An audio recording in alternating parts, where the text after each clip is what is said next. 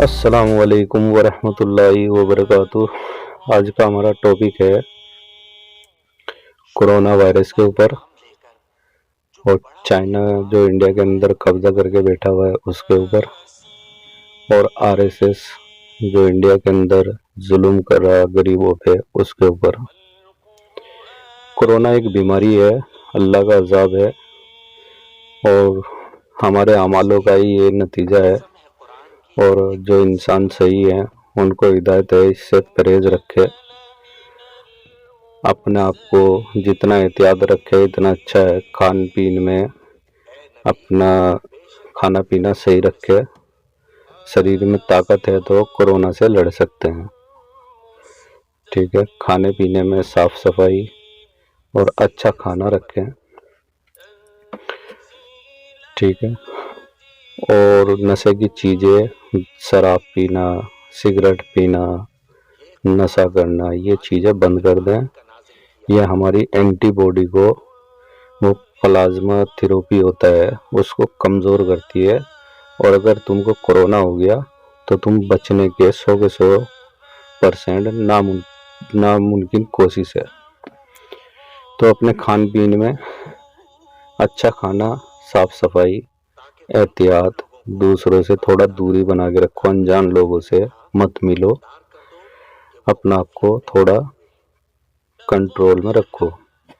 और ऐसा 2-4 साल तक अपने अंदर एक आदत बना लो ऐसे जीना है, क्योंकि ये बीमारी जल्दी से खत्म नहीं होने की। ये बहुत खतरनाक बीमारी है। अपने परिवार को सुरक्षित रखने के लिए आपको ये सब चीज़ें करनी पड़ेगी ज़रूर, नहीं तो आपके परिवार खतरे में है। आपकी मुश्किलें बहुत बढ़ सकती हैं आने वाले कल में। ये कोरोना बहुत खतरनाक बीमारी है। इससे बचने के लिए सबसे अच्छा तरीका यही है, एहतियात रखें, कम लोगों से मिलना जुलना रखें, भीड़ भाड़ इलाकों में मत जाएं, मार्केट में, सोशल नेटवर्क पे, जैसे स्टेशन है, बाजार हैं, जहाँ ज़्यादा भीड़ भाड़ होती है, ऐसे इलाकों में मत जाओ। मास्क लगा के रखो, हाथों में दस्ताने पहन के रखो और डेली नहाओ धो, डेली साफ सुथरे कपड़े पहनो। ठीक है, और खाने में लहसुन, प्याज, अदरक, ये चीज़ों का ज़्यादा इस्तेमाल करो। अगर तुम एक टाइम के खाने में 100 ग्राम इस्तेमाल कर रहे तो इसको 200 ग्राम इस्तेमाल करो। लहसुन ऐसी चीज़ है, आपको मदद मिलेगी और ताकत मिलेगी। लहसुन प्याज खाने में ज़्यादा इस्तेमाल करो। गरम मसाले ये ज़्यादातर यूज़ करो खाने में। ठीक है, तो ये था हमारा कोरोना के ऊपर एक छोटा सा लेक्चर जिससे आपको सावधान करना था। अब हमारा दूसरा टॉपिक है चाइना के ऊपर। तो चाइना ने इंडिया के कुछ इलाकों में कब्जा किया हुआ है और भारत सरकार, मोदी सरकार निकम्मी सरकार है। आरएसएस हमेशा हिंदुस्तान को नुकसान पहुंचाता है। 1900 जब से ये आरएसएस बना है, 2004 में जब गुजरात में दंगे हुए, लाखों हजारों आदमियों को, लाखों करोड़ का नुकसान हुआ, हजारों आदमियों को मारा गया और मुसलमानों के ऊपर जुल्म हुआ। उस टाइम भी इंडिया की जीडीपी जो बजट है उसमें बहुत बड़ी गिरावट देखने को मिली थी। और दिल्ली में ऐसे बहुत जगह कत्ल हुए। तो कहीं ना कहीं निहत्थे लोगों को जुल्म हो रहा है, इंसानियत का नुकसान हो रहा है, इंसान की कदर नहीं कर रहा है। हिंदुस्तान के अंदर जैसा माहौल देखने को मिल रहा है, आरएसएस हिंदुस्तान को जड़ से कुरेल कुरेल के नुकसान पहुंचा रहा है। उस हिसाब से हम देख रहे हैं कि अल्लाह ताला भी ऐसे ही अजाब भेज रहा है। कोरोना वायरस आया, आंधी तूफान आए, भूकंप के, जलजले के झटके लगे और ऐसी भी आफतें आती रहती हैं हिंदुस्तान के ऊपर जिसमें हजारों करोड़ का नुकसान होता रहता है।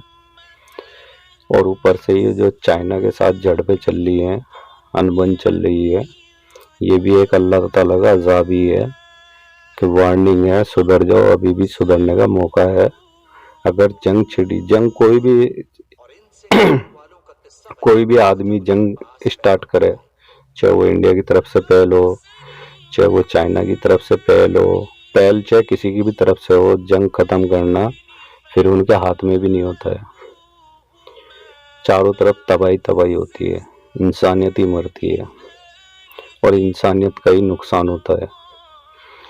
तो आरएसएस को चाहिए अपनी गलतियों को सुधारे, अपने अच्छे पैगामों पे अमल करें और कश्मीरियों पे जो जुल्म कर रहे हैं उसको बंद करें और चाइना के साथ अच्छी तरह बातचीत करके इसे जो भी बातचीत से नतीजे निकलते हैं इसे बात को टाली जाए। जंग ना करो, हालात सही नहीं है, वैसे ही इंसानियत मर रही है, कोरोना से इतनी तबाहियाँ हो रही है, तो जंग करने से भी कोई फ़ायदा नहीं है। तो ये अल्लाह के अज़ाब हैं, सुधर जाओ, सुधरने का मौका है। तो इंसानियत को बचाना है, इंसान की कदर करना सीख लो आरएसएस वालों। वैसे भी तुमने 100 साल हो गए तुम्हारे संगठन को, हमें 100 साल से तुम हिंदुस्तान को नुकसान ही पहुंचाते आ रहे हैं और हिंदुस्तान को कमज़ोरी कर रहे हो हमेशा।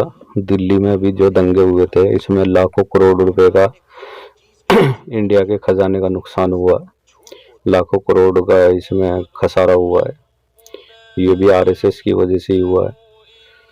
एनआरसी, एनपीआर, ये जो कानून लेकर आए इसमें भी लाखों करोड़ का नुकसान हुआ है, हजारों जनता रोड पे आई है।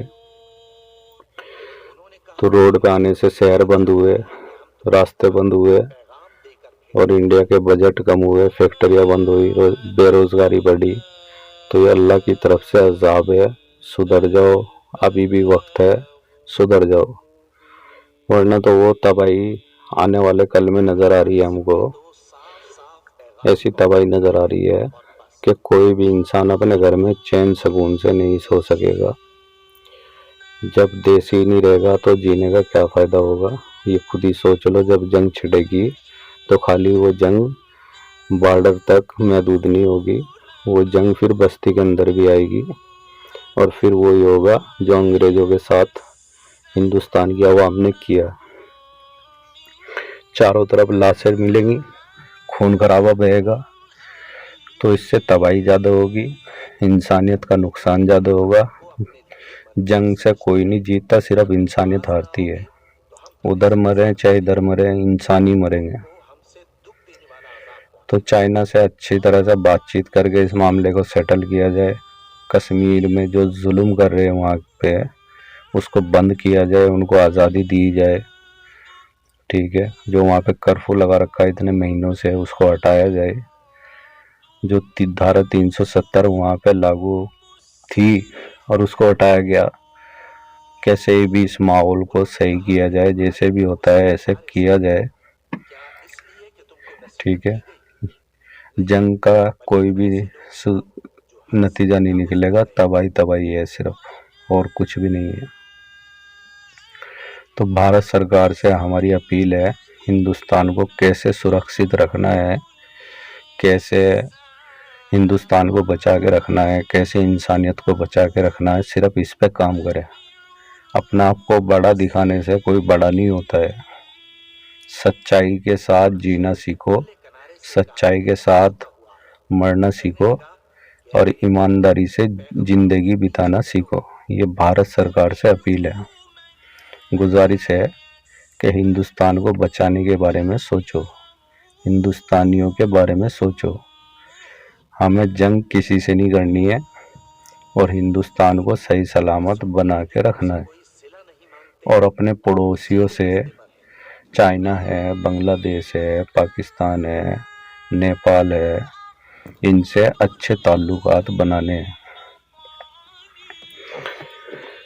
हमें जंग न तो पाकिस्तान से चाहिए, ना चाइना से चाहिए, ना नेपाल से चाहिए, हमको किसी से नहीं जंग चाहिए। ये हमारे पड़ोसी हैं, इनके साथ बेहतर से बेहतर ताल्लुकात बनाने चाहिए। भारत सरकार से अपील है, गुजारिश है, इस चीज़ के ऊपर काम किया जाए।